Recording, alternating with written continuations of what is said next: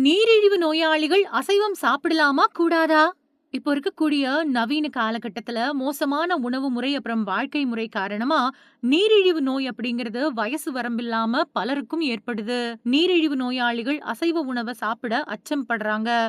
அதனால ஏதாவது பாதிப்பு இருக்குதா? இல்லையா? அப்படிங்கிறது தான் இப்போ நாம பார்க்க போறோம். நீரிழிவு நோயாளிகள் அசைவ உணவுகள சாப்பிட்டா உடம்போட கொழுப்பு அதிகரிச்சிடுமோ அப்படின்னு பயப்படுறாங்க. ஆனா அந்த பயம் தேவையில்லாதது.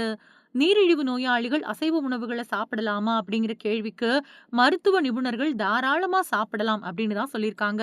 கோழி இறைச்சி, மீன்கள், நண்டு, இறால் மாதிரியான கடல் உணவுகள்ல இருந்து கிடைக்கக்கூடிய சத்தானது சர்க்கரை அளவ கட்டுக்குள்ள வைக்க உதவுதாம். அதே நேரம் நீரிழிவு பாதிப்பு இருக்கக்கூடிய நபர்கள் அவங்களோட உணவுல அடிக்கடி கிழங்கு வகைகளை சேர்த்துக்காம தவிர்க்கிறது ரொம்பவே நல்லது.